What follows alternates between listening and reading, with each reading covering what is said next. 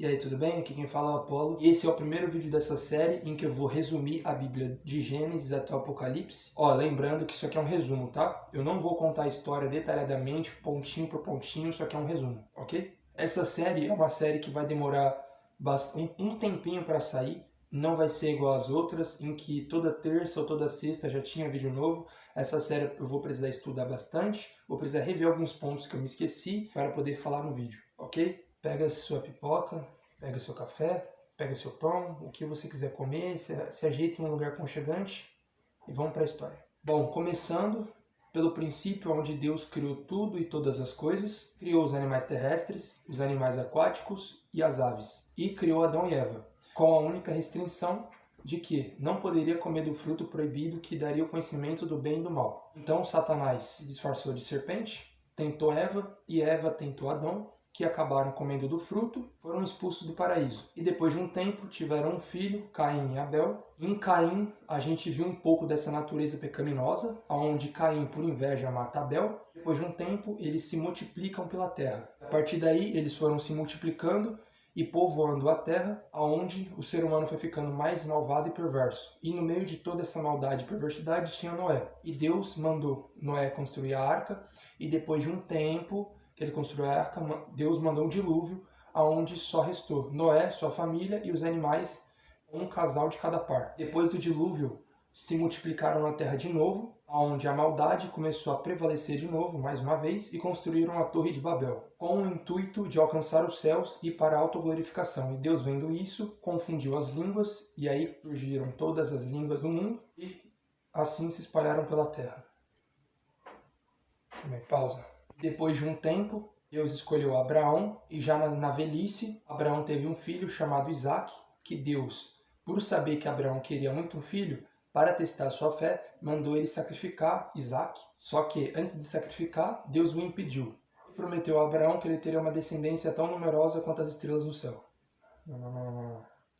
E depois de... Caralho! E depois de um tempo, depois de um tempo, Isaque, filho de Abraão, teve Jacó e Esaú, onde Esaú era o mais velho. E agora, já grandes, Jacó rouba a bênção de Esaú por um plano arquitetado por ele e sua mãe, e Esaú descobre isso e acaba ficando furioso, e Jacó acaba fugindo, conhece Raquel, e tem alguns filhos. No meio desses 12 filhos que ele tem, que Jacó, que era o filho preferido de Jacó, inclusive Jacó dá uma capa especial para ele, e a partir daí começou a nutrir uma inveja no coração dos irmãos de Jacó. Não, José, Mateus. Eu errei, desculpa. E desses 12 filhos de Jacó, nasce José, que era o preferido, que inclusive ganhou uma capa especial no seu pai. E a partir daí começou a nutrir uma inveja e maldade no coração dos seus irmãos, onde futuramente José teria um sonho, e contando esse sonho, onde todos os outros 11 feixes se curvavam diante do que estava aqui no meio, se nutriu mais a inveja no coração dos irmãos dele, onde esses feixes faziam alusão aos seus irmãos, e esse feixe que estava no meio fazia alusão a Jacó. Jacó não, a José. Depois de contar isso, eles arquitetaram todo um plano, onde o plano inicial era matar José, não jogar ele no poço, mas depois de conversar muito, que, pô, ele é nosso sangue, a gente não pode fazer isso com ele. O cara é carne da nossa carne, sangue do nosso sangue, a gente não pode matar ele. Então decidem jogar ele no poço. E depois de jogar ele no poço, eles tiram ele do poço e vendem ele, voltando para casa, afirmando para Jacó que o filho dele, José, tinha morrido. Bom, e José, agora que é um escravo, depois de um tempo se torna governante do Egito. José foi vendido para Potifar, onde ele fazia contagem do dinheiro, ele era um contador de Potifar.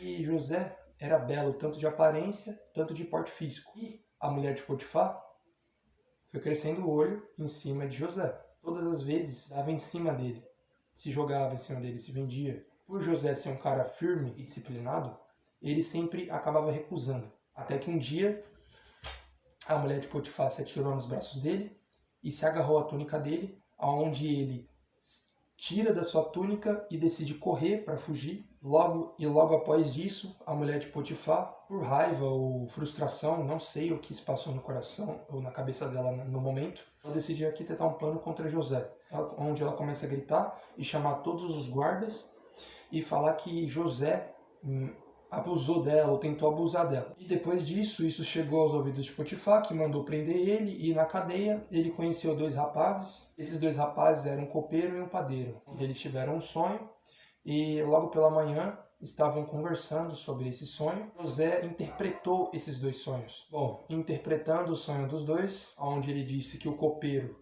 seria colocado de novo no seu posto, voltaria ao seu posto, sairia da prisão e voltaria ao seu posto, e aonde o padeiro ia morrer. Ele falou o seguinte para o copeiro: por favor, quando você sair da prisão, não se esqueça de mim. Passaram 2 anos, sim, o copeiro esqueceu de José na prisão, se passaram 2 anos, Faraó teve 2 sonhos, e esses 2 sonhos se tratavam da mesma coisa, só que, por Faraó acabar assustado no primeiro sonho, ele voltou a dormir normalmente e teve outro sonho.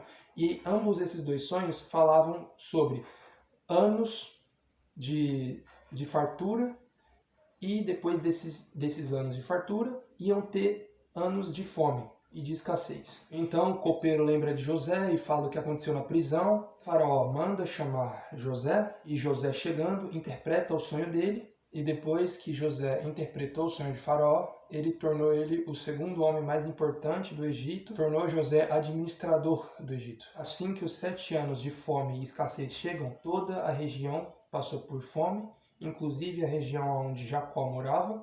Ele envia seus irmãos ao Egito para buscar comida, e José reconhece os seus irmãos e lembra de tudo o que aconteceu, opta por na hora não contar quem realmente ele é de verdade e faz teste com cada um. E depois de um tempo, obviamente, ele conta para os irmãos dele quem ele é. Depois de tudo que seus irmãos o fizeram, decide perdoar eles. E depois de tudo isso, a família de José, inclusive Jacó, seu pai, vão morar no Egito, e depois de muito tempo, José acaba morrendo, e assim acaba o primeiro livro da Bíblia, que é Gênesis. Essa aqui, para quem não sabe, é minha nova Bíblia. Eu tinha uma outra Bíblia que já apareceu em outros vídeos passados. Essa aqui é minha nova, inclusive eu achei muito linda.